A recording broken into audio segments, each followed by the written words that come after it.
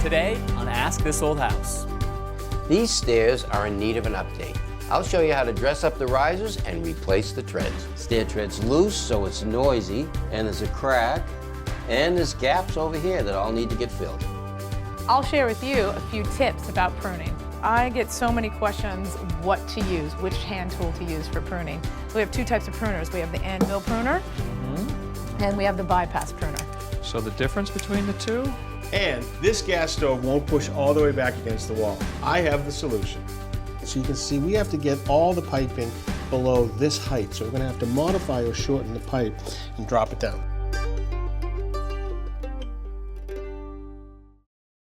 For projects around the house, Home Advisor helps find local pros to do the work. You can check ratings, read customer reviews, and book appointments with pros online at homeadvisor.com. Home Advisor is proud to support Ask This Old House.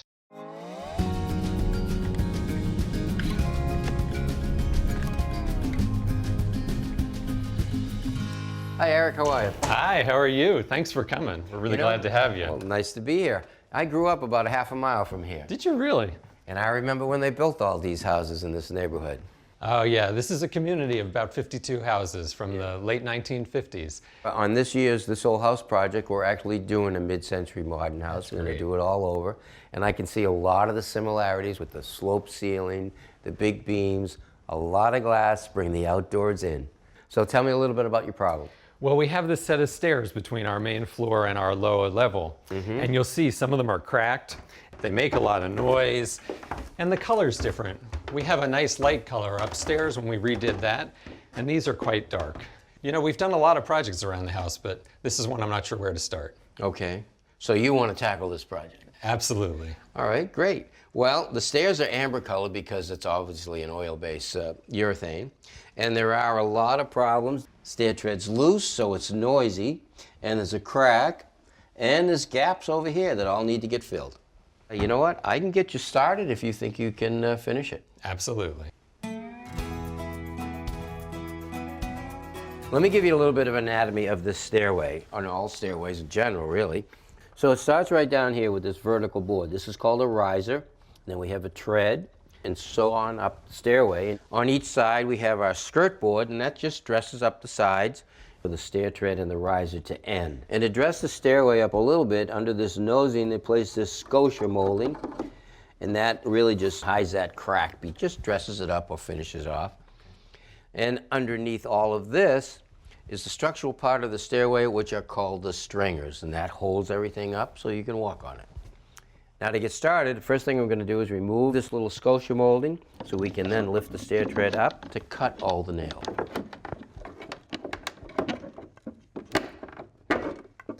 So now I have to get underneath between this joint right here and the other side of the tread to get to the nails and cut them with a long metal cutting blade. So the first thing I want to do is I want to pry this tread up just a little bit to get the blade in there.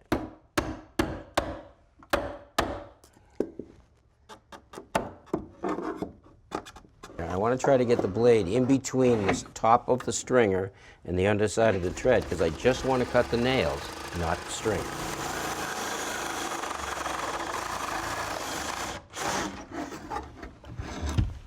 All right, let's see if I can pry that up now.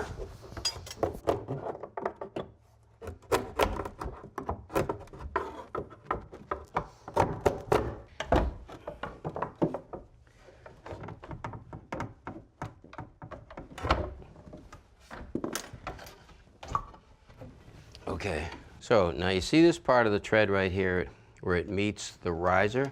This is called a rabbet cut right there. That rabbet creates a tongue right there, and that tongue fits into the dado. The reason you do that on a stair tread, wood will expand and contract over its width this way. If it's fastened to the stringers and it was tight against the riser, when the wood dries out, you'd actually end up with a little gap there, and dirt can fall down behind it. So that's why you do a dado and a rabbet cut. Okay. Now before we go any further, I want to tighten up all these risers right here that we can get to, bring them back against the skirt board. And to do that, all I have to do is get my hammer in here and bang the board out.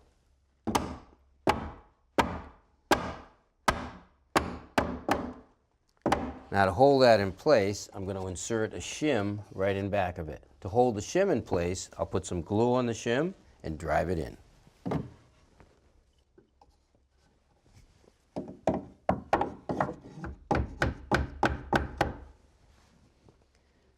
I'm going to do that on all of them.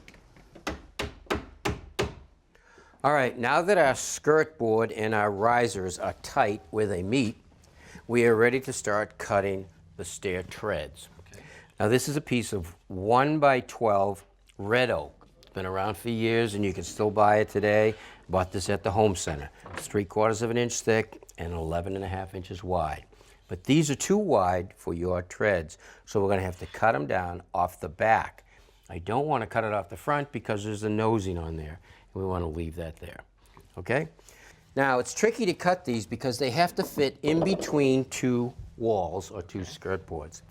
But if I was to take this piece that I've cut square and I put it in and I drive it in tight to the riser in the back, but push it over, we have a big gap against the skirt board. Okay, so we have to cut that custom cut. It's a scribe cut.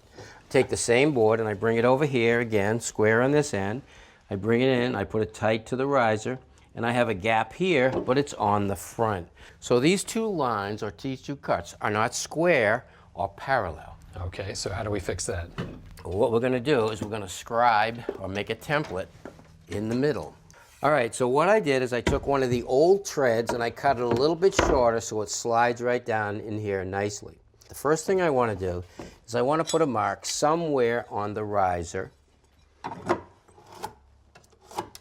I'm just going to use that as a reference. Next, I'm going to take my paper, put it in, and I slide it across, keeping it tight to the riser. I just take a straight edge, and it could be anything, but I'm going to use my small combination square. Take it in, lay it on top, and I slide it in so it's tight against the skirt board. And I hold it down, I mark across there. I'm going to drag it out and do it again out here. Now I'm using a short piece as a guide because there's a little bit of a taper or a dip right here. If I used a straight one, it would bridge that gap, and then this cut would have a space in it when I laid the new part in. Okay, now before I move this, I want to take and put a pencil line on from my reference line off my riser.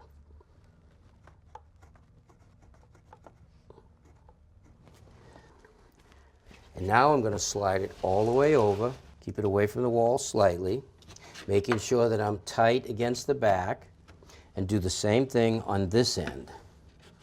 Put it tight to the skirt board on this side, hold it down, and mark this right there. I don't want the paper to move. Bring it out, slide it in, make the mark. Now I have both ends scribed, but I don't have the length yet. So what I need to do is, this is my first mark that I made off of this. Now I need to make my second mark, which would be right here. Okay. All right, now we're ready to transfer our template marks to our tread. All right, there's a couple of things I have to think about. First of all, I want to slide this over so that the line is quite a ways from the edge. Okay. Next, I want to make sure that the template is even or flush with the back on each end. So I make it flush there, slide it out, and I make it flush back here. Now I have to make sure that this doesn't move. Okay, I'm going to lean on it, hold it, yeah, that'd be great. Take the same straight edge that I referenced from the skirt board, and I put it on my pencil lines, just like that. I don't want to cover them, I want to go right to the edge of them. Put it like that, and I mark it here. Slide it over, and I mark it. Make sure I can see the line, because I don't want to cover it. If I cover it, I'm going to be too short. Okay, so now, before I move it, I need to put my first reference line right here and mark the tread. Now I slide this down, and I put it on the second reference line right there, making sure that this is even on the back, flush with the back, and on my reference line. Okay, now I can't move it. I'm going to do the same thing on this end. I want to be able to see that line. And I mark this side of it. Slide it over. Do the same thing again, making sure that I can see the line. And I mark it again. All right, so now I'm going to use my smaller saw because this is not a straight cut. I'm going to try to follow the line as best I can. Now we flip it over.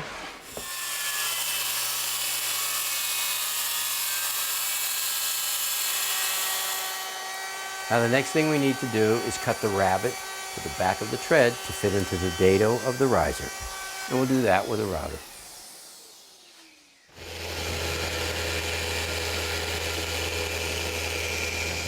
With the tread still off, I want to clean up the risers with my sander to make them flat and smooth.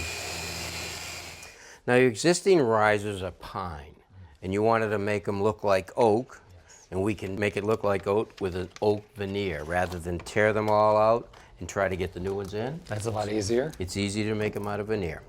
And this is just a peel and stick. We'll cut them to fit and stick them on.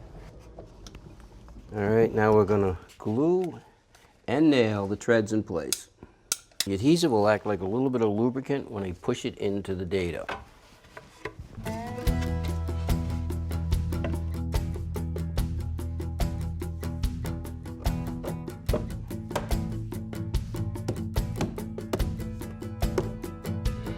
Use some 2.5 inch 8-penny finish nails in there to keep it nice and tight against that construction adhesive.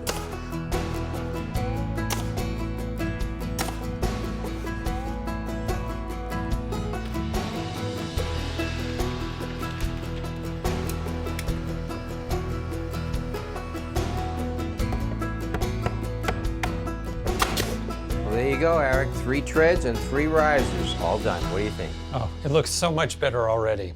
And I'm really glad we didn't put that scotia on. Well, it's a nice look and it goes good with this type of house. Absolutely. So we've done 3. Do you think you can handle the rest? No problem. I know what to do now. All right. It's a big job, but I think you can do it. I got time. Now you got some work cut out afterwards. You're going to have to prime and sand the skirt boards a little bit because we damaged them as we cut and bent the treads into place. And then you're going to sand them lightly and put your finish on to match up top. Any advice on doing the finishes? Well, this is a stairway, and a stairway in my house, you know, people want to use the stairway. What I like to do is I do the stairway just before I go to bed. I'll have it all prepped, ready to go. The big problem is you've got to go up the stairs and then go down and do it that way. But nobody has to go on the treads all night. They dry. In the morning, you can walk on them. We can make that happen. All right. Well, good luck with it. Thank you so much. All right, Eric.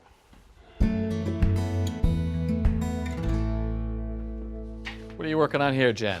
Pruning. So I get so many questions what to use, which hand tool to use for pruning. So we have 2 types of pruners. We have the anvil pruner and we have the bypass pruner.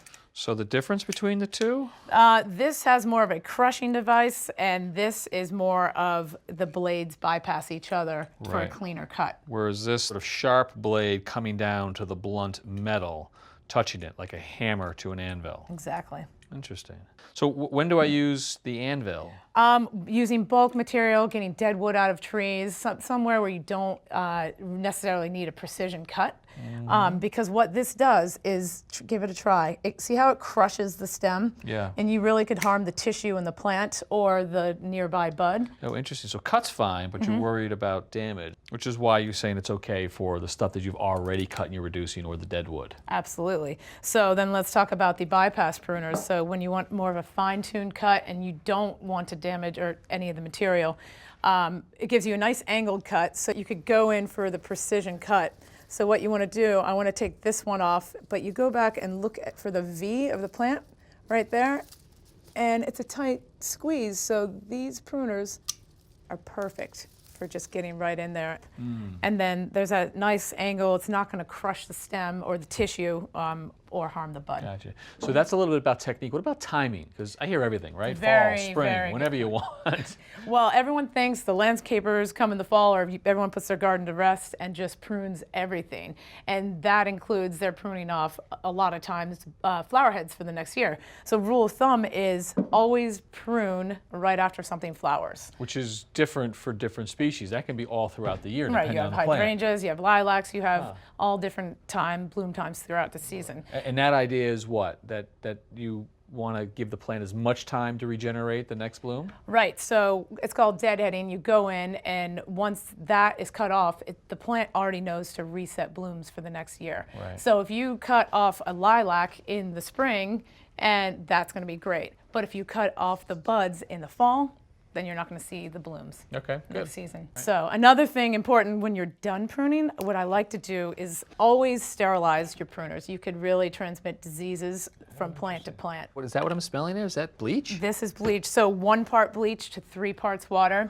All you do is open the pruners up, dip them in, swirl it around. So the idea is that you can actually take the disease from one plant, transfer it to another, or even to another house in your case when you're working on it. Exactly. So this sterilizes it. So once you give it a little swirl, you dip it back in and just wash it off, and then so it doesn't rust. Cool. All And right. then you're set for the next day. Good info. Thank you, Jen. You're welcome.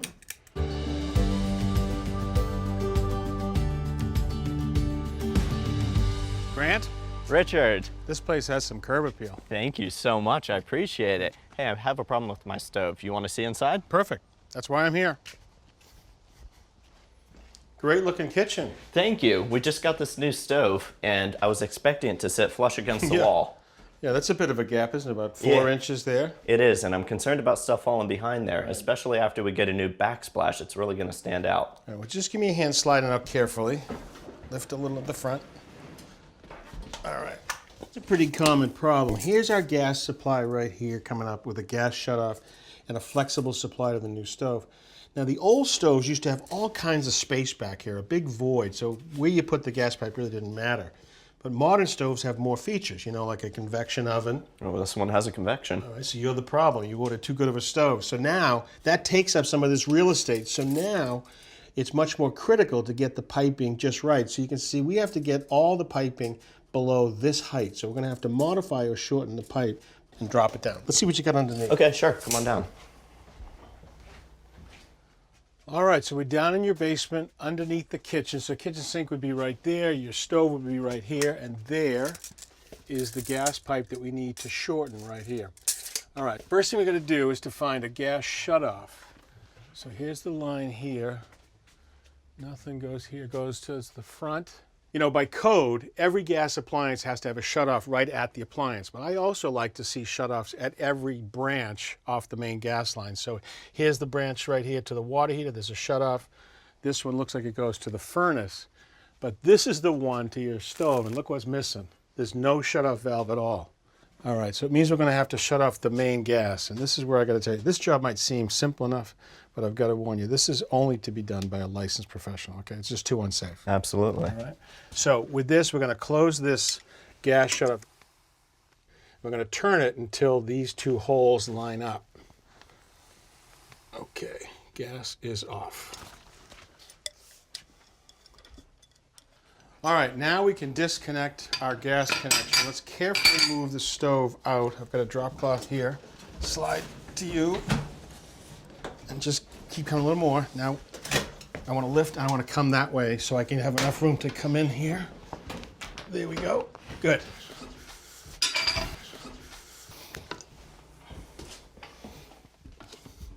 So I'm going to break this connection right here. 2 wrenches, one to hold back.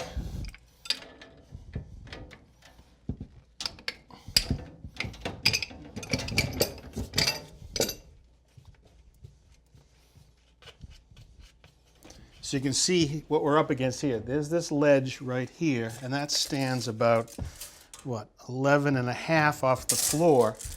So that, I'll put a little witness mark on here. So 11.5. You can see how close we were. We still need enough for that flexible line to come up. So now we've got to get this gas shutoff valve down enough to allow us enough room. So we've got up to 6 inches to play with. Sounds great. And now we just got to back it out. All right, so this is going to deface the wall a little bit because the gas pipe went in before the sheetrock.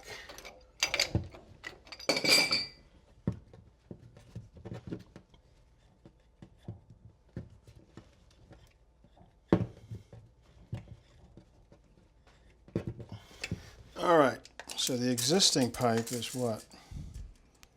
12 inches exactly, so we could put a 6-inch piece. So in longer pieces of pipe, we often cut it and thread it in the field, but in the shorter pieces, it already comes pre-cut.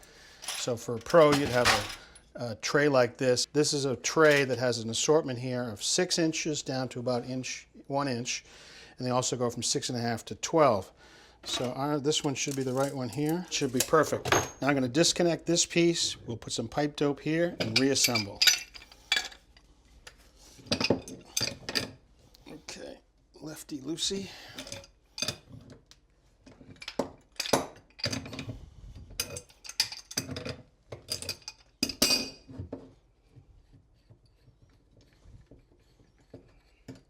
Okay, there's an old one. All right, now a little pipe dope on these threads.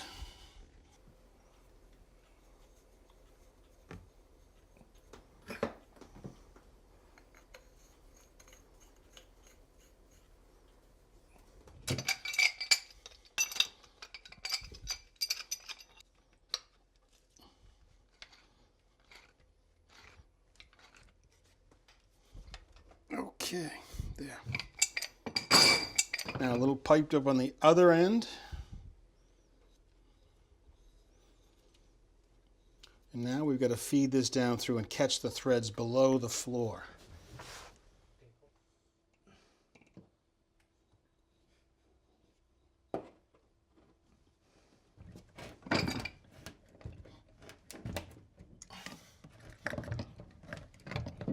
Okay, now I want to just bring it to a point where the gas shutoff is parallel to the wall so we have access to with a wrench.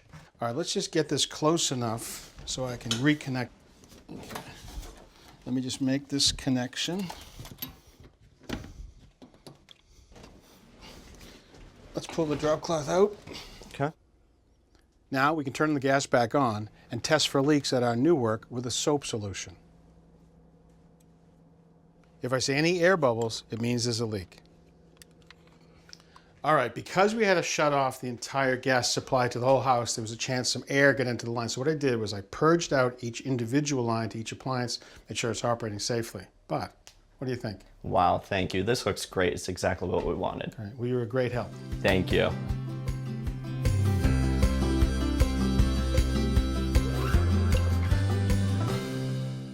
Thanks for watching. This Old House has got a video for just about every home improvement project, so be sure to check out the others. And if you like what you see, click on the subscribe button to make sure that you get our newest videos right in your feed.